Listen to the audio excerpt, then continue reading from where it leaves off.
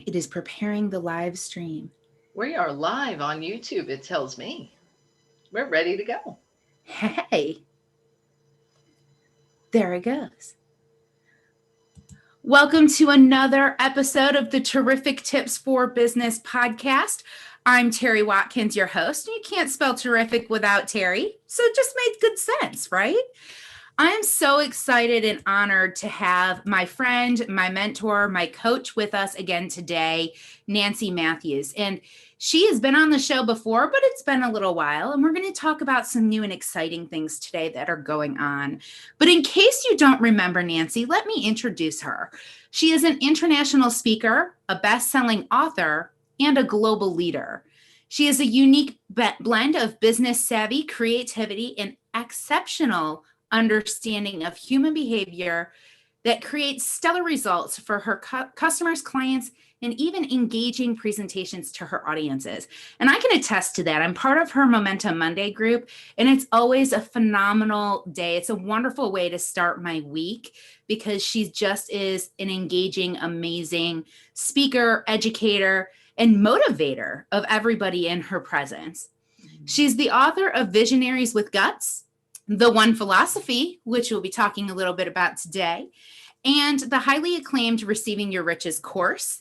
Nancy has been featured on NBC, BraveheartWomenTV, the John Tesh Radio Network, and has shared the stage with some of today's leading experts like Jack Canfield, Loral Langemeier, Kevin Harrington, Sharon, Lechter, and even Bob Burg. Nancy is currently the CEO and founder of Visions in Action, Inc. This is her coaching and consulting firm, and the founder of the Women's Prosperity Network, WPN. You will have contact information provided in the YouTube video description, but to learn more, you can go to nancymatthews.com or womensprosperityNetwork.com. So without further ado, please join me in welcoming Miss Nancy to the show. Thanks for being here. Yay, I'm so happy to be here. I get to be with one of my favorite people talking about my favorite things. So I'm in my glory today. So thank you for having me. Absolutely. It is my pleasure to have you here. So you have some exciting things coming up this year, being 2021. It's a magical year. It adds to 5, and I hear in the numerology charts, 5 is a pretty powerful number. Ooh. Do you follow numerology at all? Very little. I don't know it well enough. Mm-hmm. So yes, I follow. Let me say this. So I find those things interesting, and I'll pull a goddess card here and there. And I see those simply as indicators to point me to what I already know, because I believe everything is already in here. So if we use these various tools to help us access our inner wisdom and knowledge, then that's great. I love that. And you talk about accessing that inner wisdom and knowledge in your book, The One Philosophy. I do. And you are working on re-releasing that book. What's inspired that decision to re-release it and update it? Oh, good question. So what inspired it is I personally have evolved, and the edition you have is great. And if you just get that book, you'll be doing, excellent if you follow the 6 principles. So what I've done with the updated and revised edition is I've added a few simple tools and techniques to help people really live the one philosophy. Mm-hmm. Because, what I've discovered is we know what to do. It's just not always so easy to do it. So as I've continued to develop and listen to what's happening for people, and they want to be the one for each other, they want to, and we'll talk a little bit more about what the one philosophy is what I've heard is I want to, and I apply the principles, some of the time, most of the time, I wish I could do it more. So I sought out additional techniques that they can use in their daily life to support them and really tapping into this one philosophy for the betterment of themselves as well as humanity.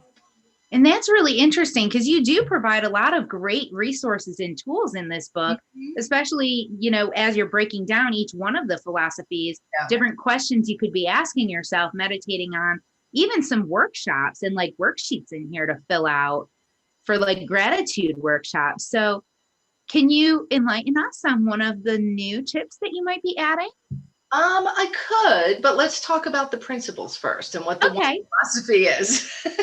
It'll make more sense, I think. Yeah, for everybody who hasn't read the book yet. Yeah.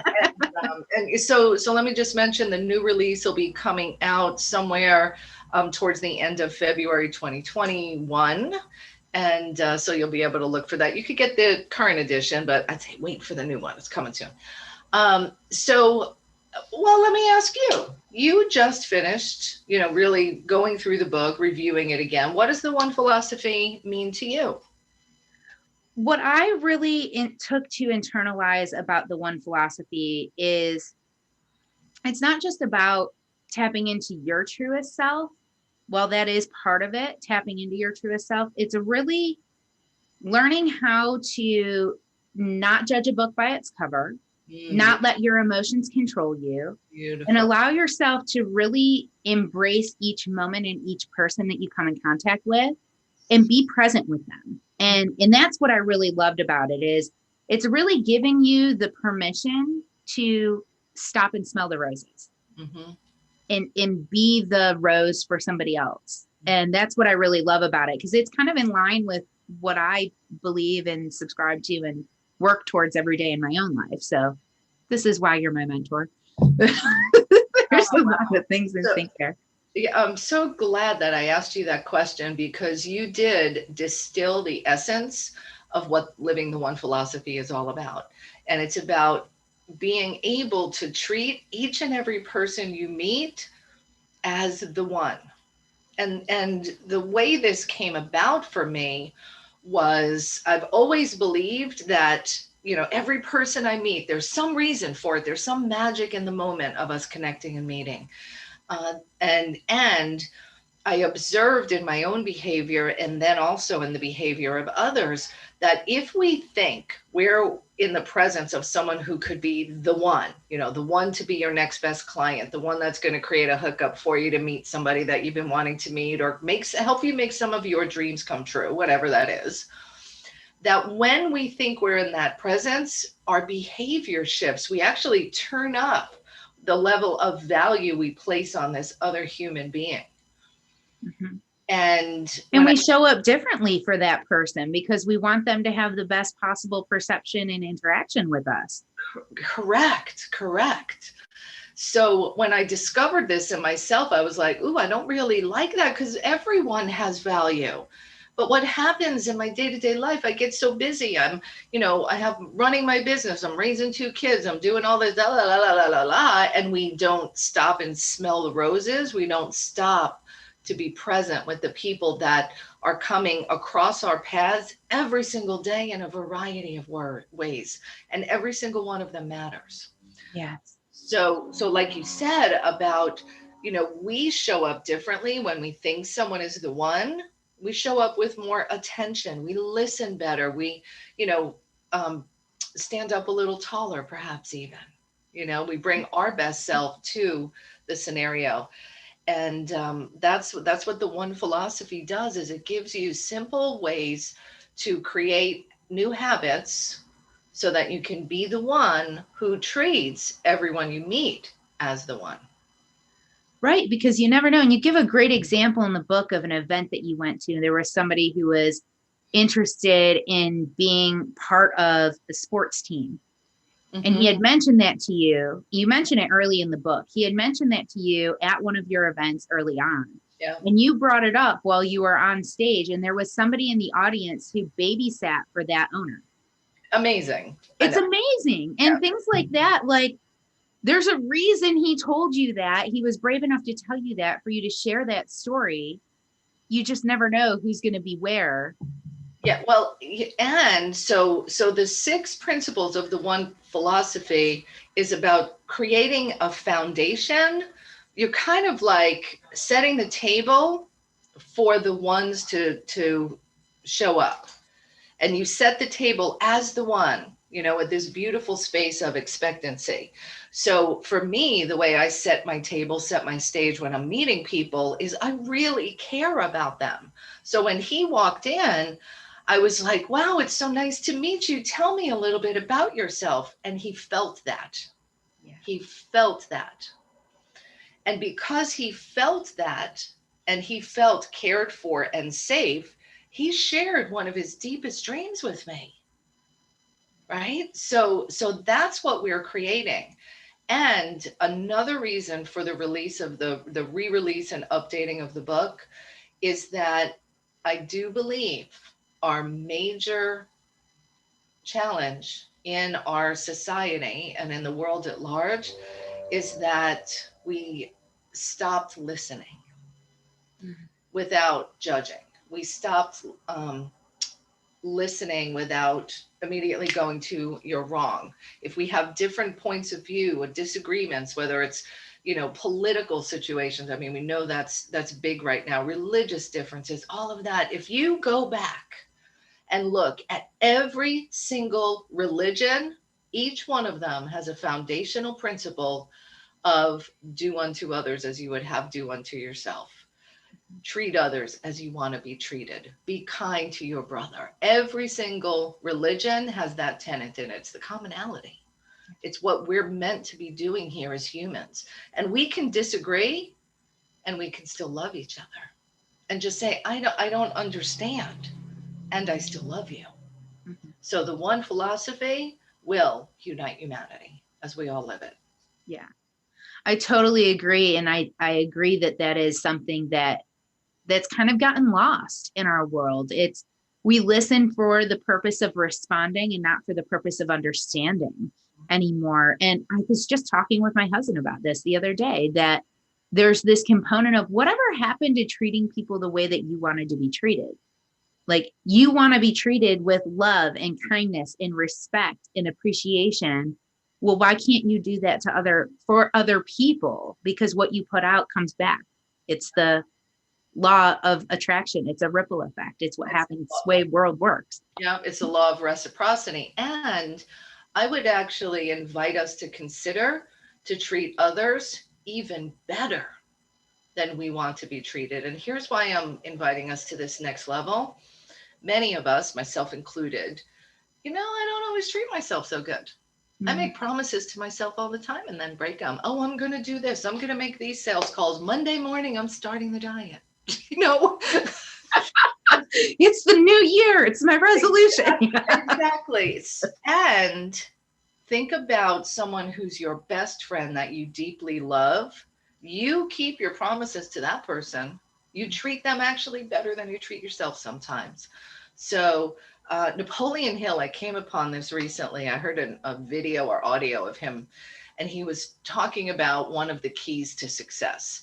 And he said, if you treat every single person you meet as your really, really, really, really, really rich uncle, then you can be successful. Now, for me, I'm like, that feels a little manipulative, and that's not what the one philosophy is about. But you can get that picture if you have somebody that you really love, respect, and revere. And how do you treat them? We can be treating everyone that way, because if we pause in the moment, we will discover the value inherent in every single human being.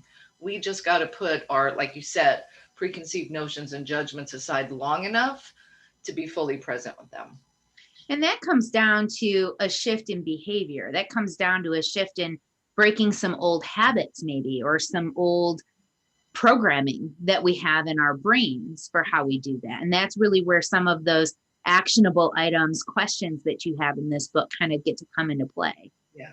Well, and it's not only our habits. So one of the things, and another reason that I'm updating it with some new pieces, is someone said to me, Nancy, how can I be the one for everyone?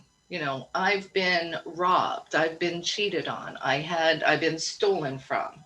I've been through traumatic experiences, physical and sexual assault. How can I really be the one? So what I got is that people are hurting, and some of the anger we see out there is all based in hurt and fear. So we've got to have a way to heal our hurts and get back to being able to experience and feel and then express love. So the next level for us all is to see, how can I heal some of the experiences I've had from the past that are still causing me pain? And then I bring them into the present moment, and, you know, I lose out on what's possible today. So, and it's a process. And, you know, we've all been through lots of different experiences in our lives, you know, some good, some really not good. And it's how we interpret what happened and what we carry into our future that determines what we're experiencing right now. So it's really true that our past can rob us of our future joy. Yes. I was watching the movie or the show Bridgerton. Oh my gosh. Oh my gosh, it's so good. We can have a whole nother dialogue about that. Oh yeah. And the Duke is this amazing, well-spoken, highly respected, gorgeous man who like promised his dad on his deathbed, I'm never going to get married. I'm never going to have kids. And what really was like, so good was when his wife. Don't be giving no spoilers. There are going to be people here watching who haven't seen it yet. Don't do it. Okay, I won't do it. It's so good. And it relates directly to what we were just talking about. Yes, it does. Go watch Bridgerton. So they bring back a second season. Yes. And my next guest that I'm going to have on is Jonathan Yatsky, who's focused on this too, because there's this acknowledgement that hurt people. Mm-hmm. And so we have to heal. We have to heal ourselves. Walking around with the victim mentality doesn't help anybody. It's not helping you become less of a victim. Agreed 100%. And the one thing I want to just put out there as a question is, I don't know that the person who is feeling victimized actually calls themselves a victim, because it can look, right, probably not.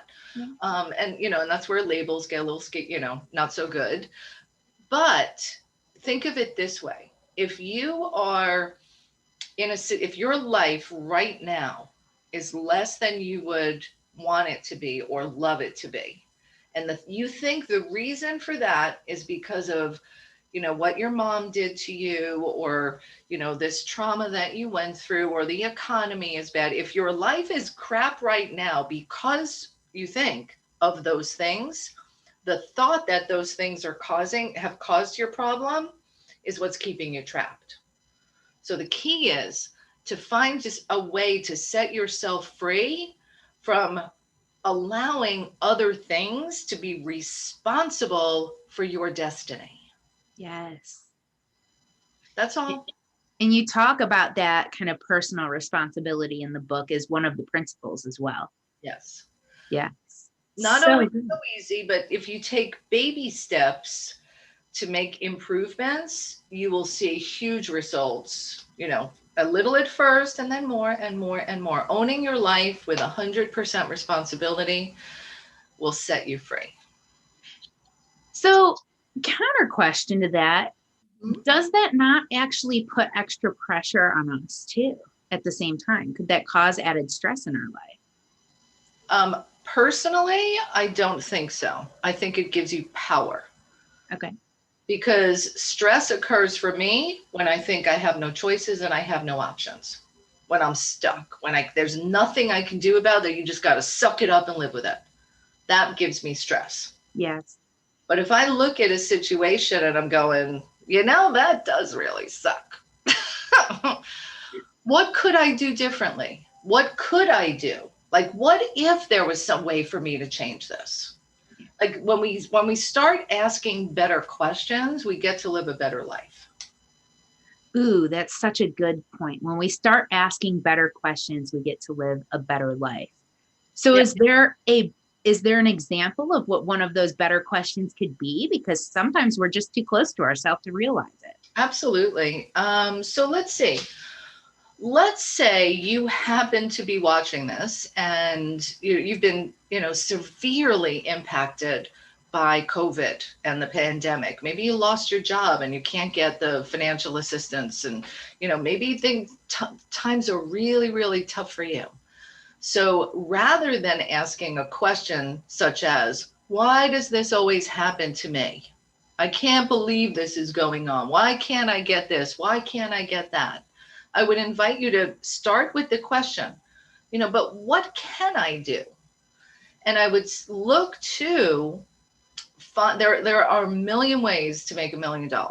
And it all starts with doing one thing. Mm-hmm. So focus first on, if you're in that scenario, well, what do I like doing? What could I do? What is something that people call and ask me to help them with? And I'm like, sure, no problem. It's easy for me. So maybe you're good at computers or graphic design, and your friends, that's not your job, but people have asked you, hey, would you help me out with this? Maybe you are a whiz on social media engagement and you know how to get things to go get lots of likes or action. Look at the things that you do for enjoyment, and I guarantee there's a way for you to bring that enjoyment to the next level by providing a service to others.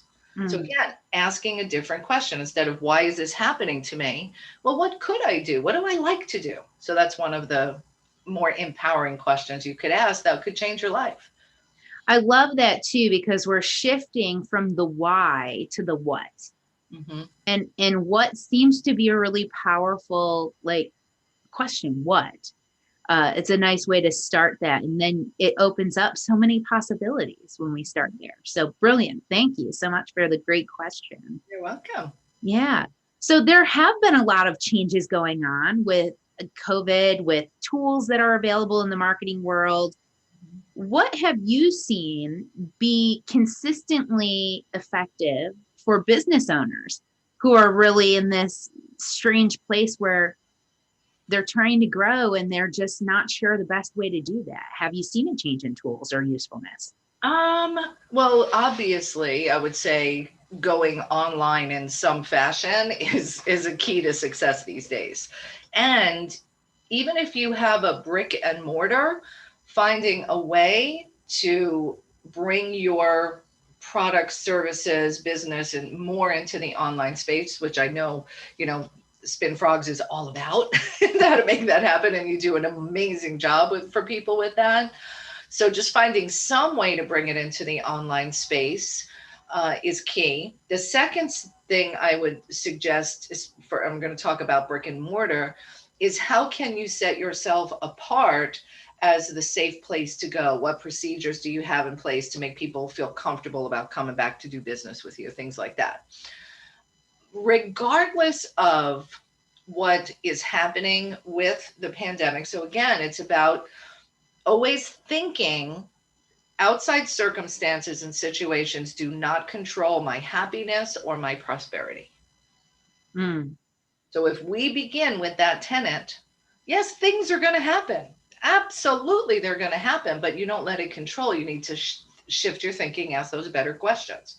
So you do that by getting back in touch with your ideal customer and what they're experiencing right now and where they're spending their time so that you can reach them effectively with your messaging. So TikTok, exploded on the scene last year.